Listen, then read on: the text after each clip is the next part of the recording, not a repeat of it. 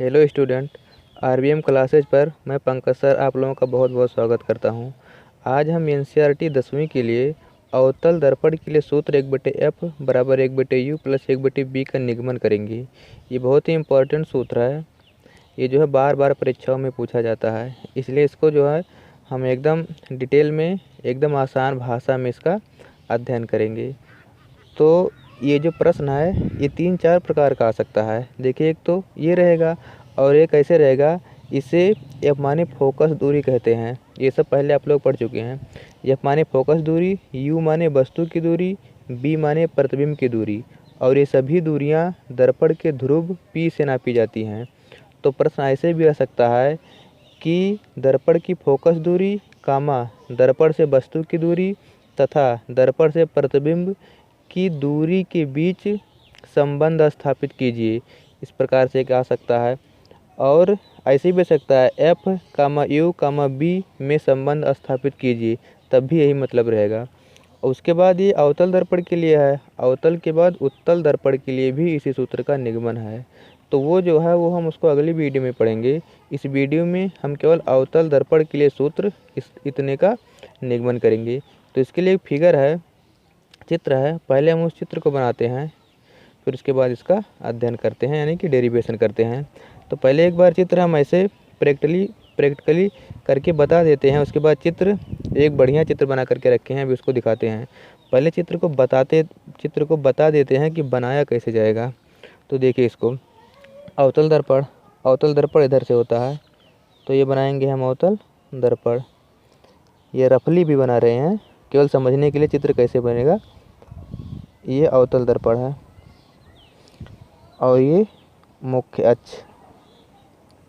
ये जहाँ काटता है मुख्य अक्ष, इसी को ध्रुव कहते हैं। गोलीय दर्पण के परावर्तक तल को दर्पण का ध्रुव कहते हैं। अब इसके मुख्य अक्ष पर हम एक वस्तु रखेंगे, तब उसका प्रतिबिंब बनेगा। तो ये इसका मुख्य अक्ष था, मान लेते हैं इसके मुख्य अक्ष पर एक वस्तु ए बी रख दिए, ए बी। अब जब हम इसके मुख्य अक्ष पर एक वस्तु ए बी रख दिए, तो अब ये जो दर्पण है ये इसका प्रतिबिंब बनाएगा। और वो प्रतिबिंब कहाँ बनाएगा, उसके लिए कुछ नियम है। उन नियमों को हम पहले पढ़ा चुके हैं। अगर आप लोग देखे होंगे पीछे का वीडियो तब तो जानते हैं, अगर नहीं भी देखे हैं तब भी हम इसको बताते हैं, अच्छी तरीके से समझ में आ जाएगा। देखिए, जब भी दर्पण के सामने वस्तु रखी जाएगी तो हमें 3 किरणें गुजारना है। गुजारना तो 2 ही है, लेकिन 3 प्रकार की किरणें जो हैं गुजर सकती हैं। पहला तो मुख्य अक्ष के समांतर, और दूसरा है वक्रता केंद्र से। अगर वक्रता केंद्र नहीं है तो मुख्य फोकस से दोनों गुजार देंगे। तो कहाँ कहाँ से, एक तो मुख्य अक्ष के समांतर गुजारेंगे, एक वक्रता केंद्र से। कभी कभी ऐसा हो जाता है कि वक्रता केंद्र से नहीं गुजार पाएंगी, तब उस अवस्था में हम दोनों किरणों को मुख्य फोकस से तब हम दोनों किरणों को एक तो मुख्य अक्ष के समांतर और एक मुख्य फोकस से होकर गुजारेंगे। लेकिन अगर वक्रता केंद्र से गुजारने की स्थिति में है हम, तो हम वक्रता केंद्र से ही गुजार देंगे। तो मान लेते हैं इसका एफ है और इसका सी है। सी माने वक्रता केंद्र, एफ माने मुख्य फोकस। तो एक जो किरण है वह मुख्य अक्ष के समांतर गुजारेंगे, मुख्य अक्ष के समांतर। तो मुख्य अक्ष के समांतर जो किरण होती है वो दर्पण से परावर्तन के पश्चात कहाँ से जाती है, मुख्य फोकस से होकर जाती है। तो ये मुख्य फोकस से इसको गुजार दिए। और एक किरण क्या हम वक्रता केंद्र से गुजार सकते हैं जो दर्पण से टकराए, बिल्कुल गुजार सकते हैं। तो एक किरण को हम वक्रता केंद्र सी से गुजारेंगे।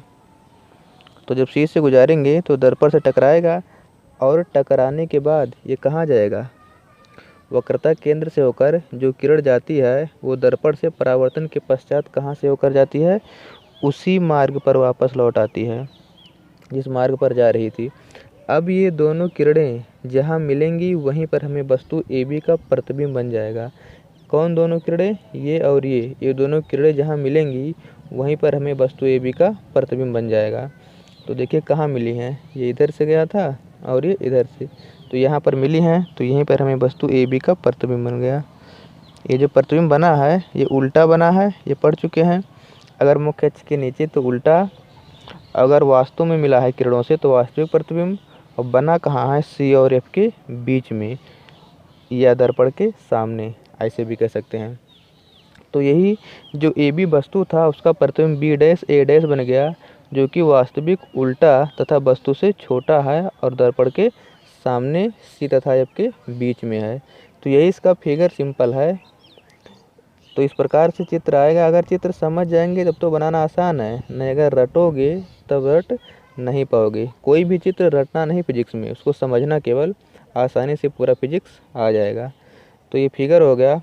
उसके बाद अब हम ओरिजिनल फिगर दिखाते हैं और डेरिवेशन को आगे बढ़ाते हैं। देखिए यही वो फिगर है जो बता रहे थे अभी, इसमें बढ़िया से बनाए हैं।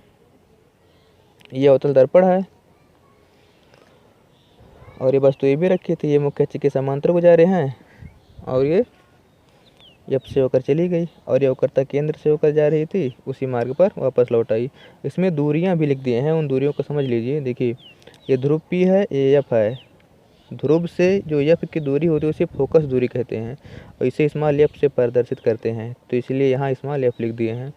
और ये प्रतिबिंब बना है, तो ध्रुव से जो प्रतिबिंब की दूरी होती है उसे वी से प्रदर्शित करते हैं, इसलिए यहाँ बी लिख दिए हैं।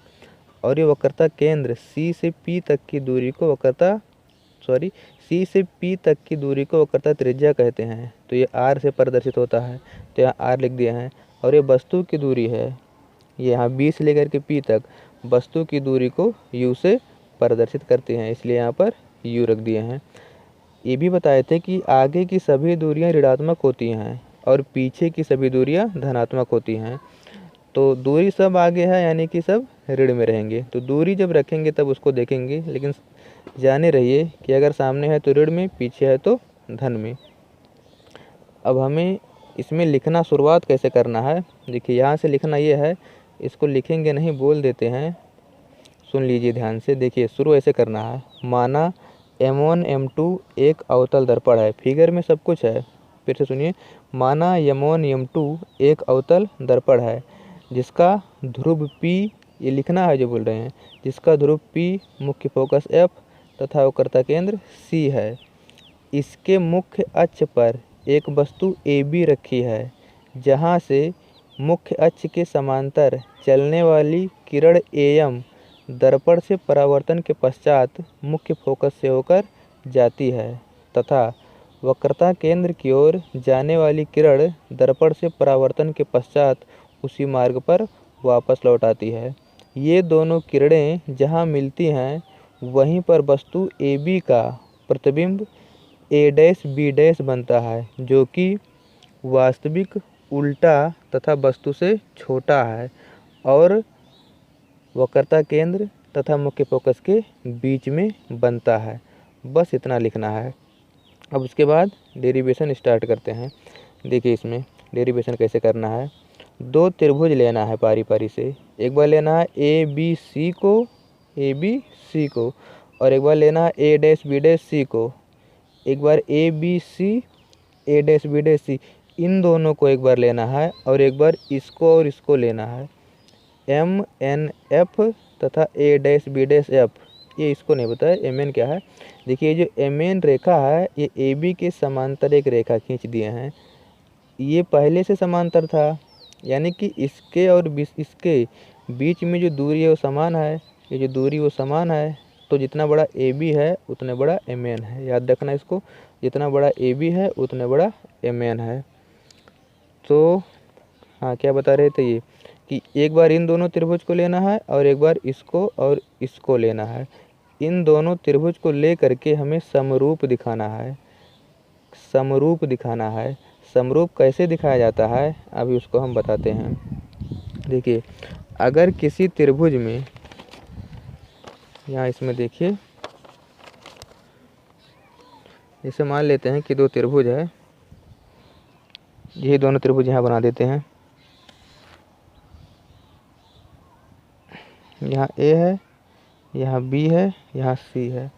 उसके बाद एक दूसरा जो त्रिभुज है छोटा वाला, ये B डैश, ये A डैश, ये C। देखिए ये दोनों त्रिभुज है ना, ABC, B dash A dash C, B dash A dash C। अगर किसी दो त्रिभुज को समरूप दिखाना है तो हमें उस त्रिभुज का कोई दो भुजा या दो कोण बराबर दिखाना पड़ता है। तो हम इस त्रिभुज का दो भुजा या दो कोण में से कोई भी बराबर दिखाएंगे। तो देखिए ये बराबर कैसे होगा। एक तो यहाँ 90 बन रहा है और एक यहाँ 90 बन रहा है, ये एक कोण बराबर हो गया। और दूसरा इसी फिगर में है, देखिए ये कोण इसके बराबर है, इसे शीर्षाभिमुख कोण कहते हैं। कैसे होता है इसको भी देख लीजिए। अगर दो रेखाएं एक दूसरे को कहीं प्रतिच्छेद करती हैं तब यहाँ पर एक कोण बन जाता है। इस कोण को शीर्षाभिमुख कोण कहते हैं और ये हमेशा बराबर होते हैं। तो ये वाला कोण इसके बराबर होगा, तो यही वाला यहाँ पर इसके बराबर हो जाएगा। तो दो बराबर हो जाएगा, एक ये दोनों और एक शीर्षाभिमुख वाला। तो जब बराबर हो जाएगा तब क्या होता है, तो यहाँ से जब ये बराबर सिद्ध कर देंगे तब ये मान लेंगे कि जो त्रिभुज है ये समरूप त्रिभुज है। लेकिन अगर कोई त्रिभुज समरूप होता है तो उसमें भुजाओं का अनुपात बराबर होता है। भुजाओं का अनुपात का मतलब है कि लंब का बटा लंब, आधार का बटा आधार, कर्ण का बटा कर्ण होता है।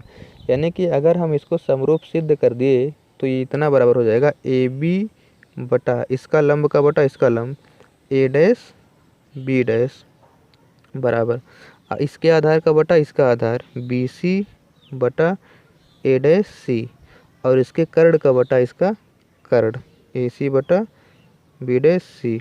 इस प्रकार से होता है अगर कोई दो त्रिभुज समरूप हैं तो इसी नियम का प्रयोग करके हमें इसका डेरिवेशन करना है।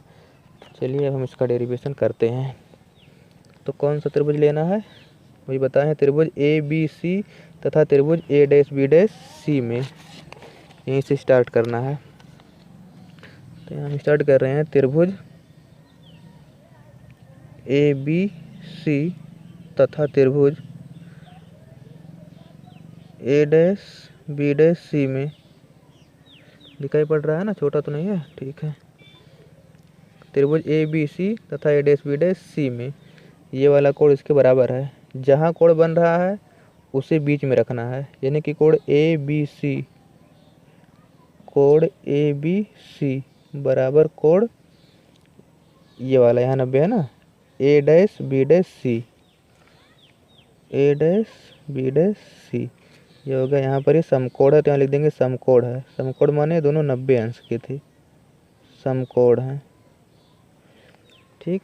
उसके बाद ये वाला शीर्षाभिमुख कोण, यहाँ कोण बन रहा है इसे बीच में रखना है। कोण ए सी बी, कोण ए सी बी बराबर कोण इधर से ए डैश सी बी डैश, ए डैश सी बी डैश। ये शीर्षाभिमुख कोण है तो यहाँ लिख देना है शीर्षाभिमुख कोण, ठीक। अब इसके बाद अगर किसी त्रिभुज में दो कोण बराबर है तो समरूप है, तो यहाँ लिख देंगे अतः त्रिभुज समरूप है। अतः त्रिभुज जो लिए थे वही, अतः त्रिभुज ए बी सी तथा त्रिभुज ए डैश बी डैश सी समरूप हैं। ये समरूप कैसे हैं, क्योंकि दो भुजाएं बराबर हैं। तो अगर कोई त्रिभुज समरूप है तो उसमें भुजाओं का अनुपात बराबर होता ही बताए हैं, यानी कि लंब का बटा लंब, आधार का बटा आधार। तो इसका लंब कितना है ए बी, तो यहाँ से हो जाएगा ए बी बटा इसका लंब कितना है ए डैश बी डैश, ए डैश बी डैश बराबर आधार का बटा आधार, इसका आधार कितना है बी सी बटा बी डैश सी। ये इसका आधार B C B dash C है, इसका आधार बी सी है। इसमें नहीं समझ में आ रहा है तो इसमें देख लीजिए, इसका जो आधार बी सी था और इसका जो आधार है वो यहाँ देखिए ए डैश सी, यहाँ चित्र में इसमें यहाँ क्या नाम है ए डैश यहाँ ऊपर है, इसका चित्र उल्टा है ना, इस टाइप का बना है, इस टाइप का बना है इस चित्र में, और इस टाइप का नहीं है, इस टाइप का बना है ना। यहाँ पर बी डैश है और यहाँ पर ए डैश है और यहाँ पर सी है, तो इसका बी डैश सी है। इसमें कहाँ गया फिगर, इसके नीचे है, देखिए ये जो है ये आधार इसका है, इसमें त्रिभुज उल्टा रखा गया है, इस टाइप का रखा गया है, इस टाइप का बी डैश सी ये आधार है और इसमें आधार बी सी है। तो यहाँ से हो जाएगा ये कितना बी डैश सी बटा बी सी, पहले बड़े वाले त्रिभुज का रखना है। पहले बड़ा वाला लिया है ना, तो बी सी ऊपर रहेगा और बी डैश सी नीचे रहेगा। तो ये बी सी है और ये बी डैश सी है।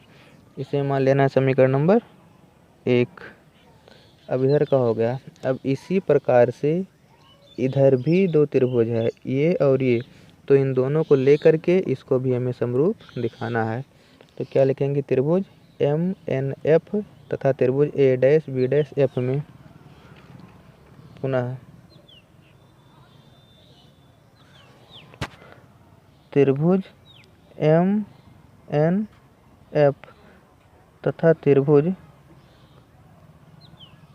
ए डैश बी डैश एफ में, इसे भी हमें क्या करना है, समरूप दिखाना है।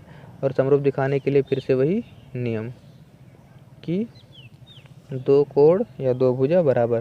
तो इसमें भी देखिए, यहाँ पर 90 बन रहा है, ये सीधी रेखा और ये सीधी रेखा 90, और यहाँ पर भी ये 90, और ये शीर्षाभिमुख कोण, ये भी शीर्षाभिमुख कोण, तो ये भी 90 दिखा देंगे। तो लिख देंगे एम एन एफ बराबर कोण ए डैश बी डैश एफ।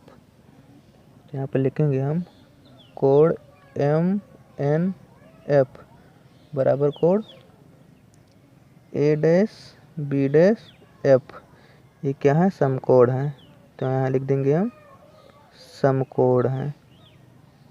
ठीक, उसके बाद ये शीर्षाभिमुख वाला कोण, इसका क्या नाम है, एम एफ एन, कोण एम एफ एन बराबर कोण एम एफ एन हो गया बराबर कोण B dash F A dash, B dash F A dash, या A dash F B dash भी लिख सकते हैं।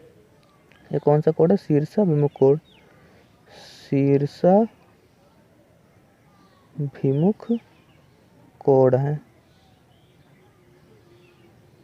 ठीक, अब हमें क्या करना है, अब ये दो बराबर हो गया, अतः लिख देना है त्रिभुज समरूप है, जैसे उसमें लिखे थे ऊपर। अतः जो त्रिभुज लिए हैं वही, अतः त्रिभुज एम एन एफ तथा त्रिभुज ए डैश बी डैश एफ समरूप हैं,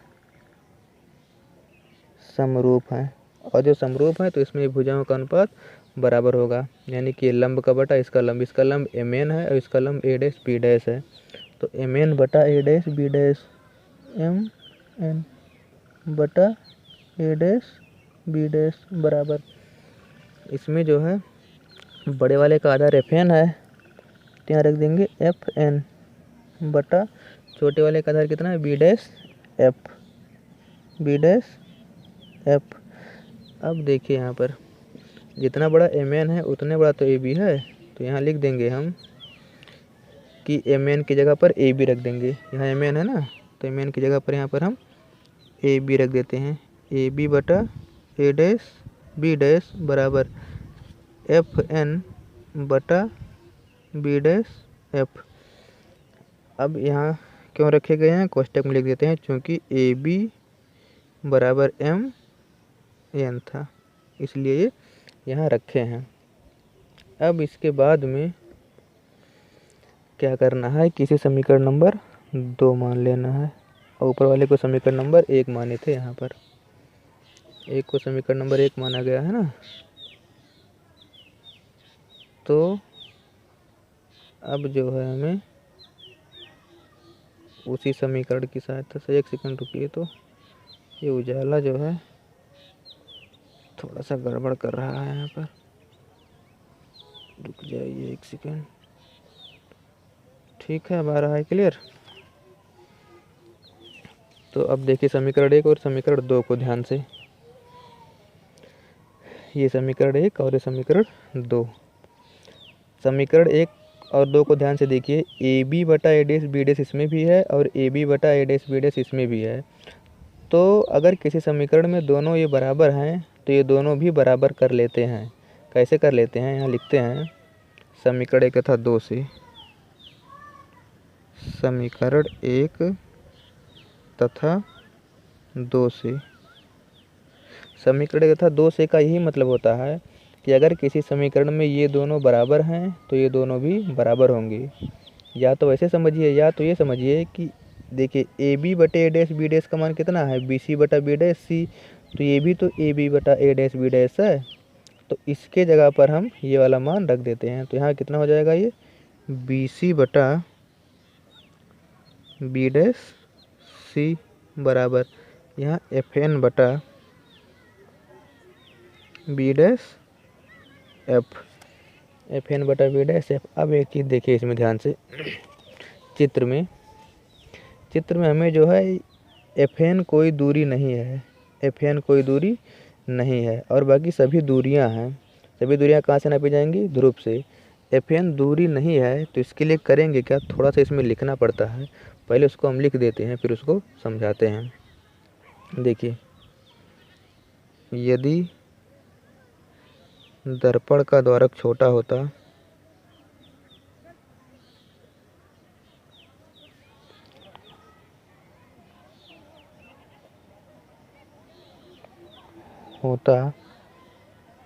तब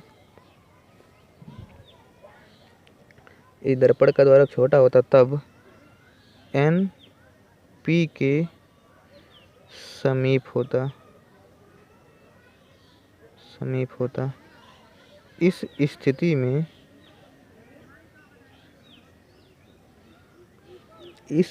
में एफ एन बराबर एफ पी। देखिए क्या लिखे हैं, एफ एन बराबर एफ पी।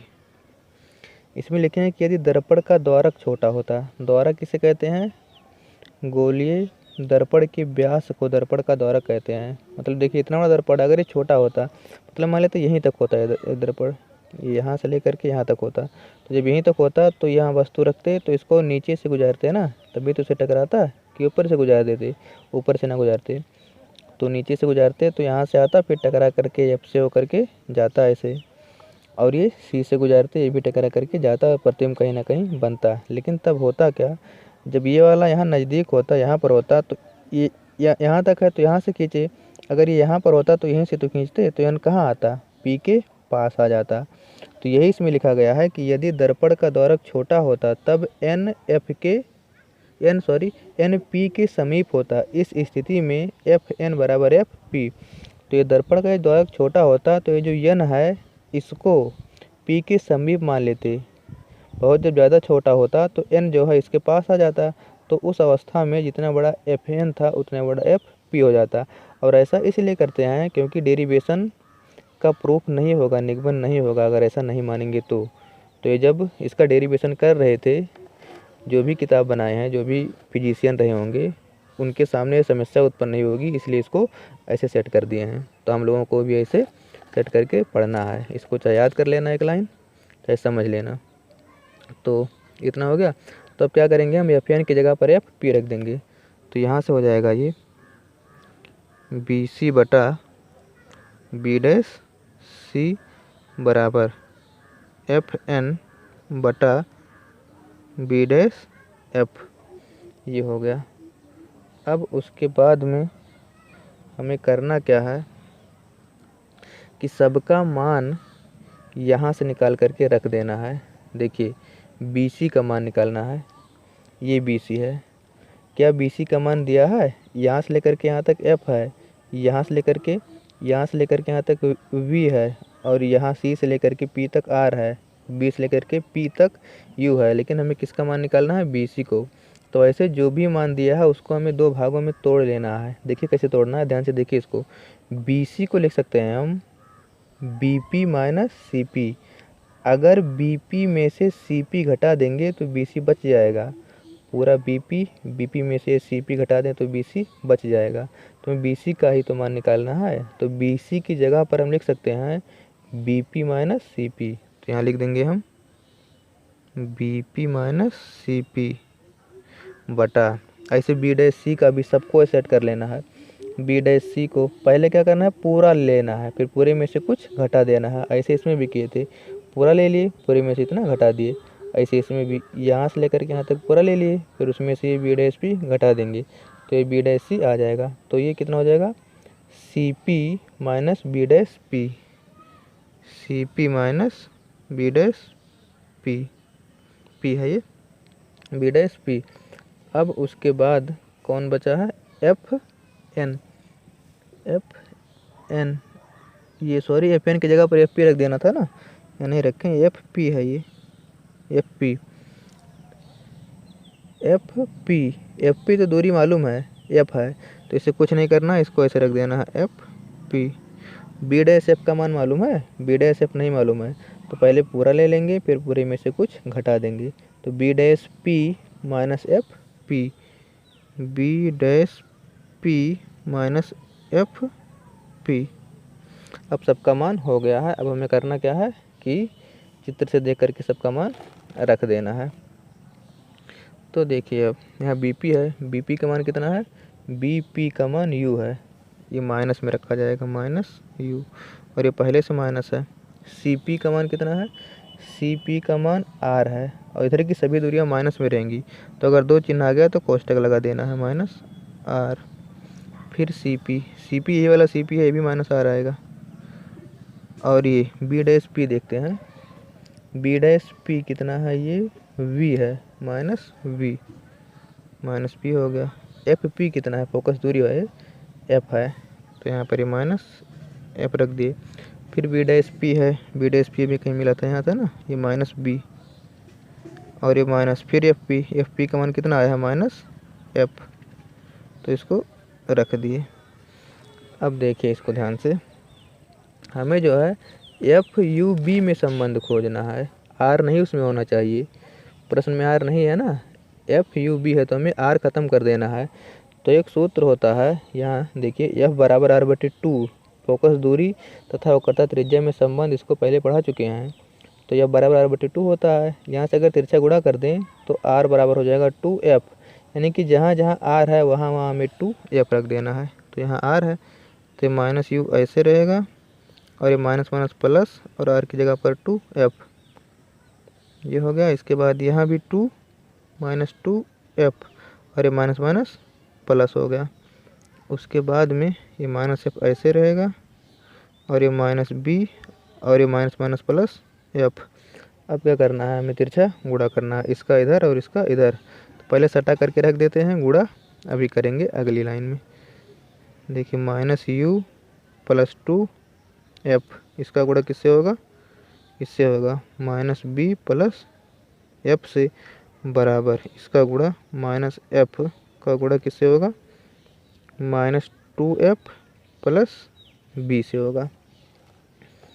तो देखिए अब गुणा पारी पारी से, ये बहुत ध्यान से देखना है यहाँ पर, माइनस माइनस प्लस लिखो चाहे ना लिखो, यू का बी से यू बी, ये होगा, इसका इससे होगा, अब इसका इससे करेंगे, माइनस प्लस माइनस, यू का एफ से यू एफ, ये हो गया, इसका दोनों से हो गया। अब इसका करेंगे plus minus minus, two F B का टू एफ बी ऐसे हटा करके रख देना है, प्लस प्लस प्लस ही रहेगा, टू एफ का एफ से एफ एफ एफ स्क्वायर हो जाएगा, ठीक।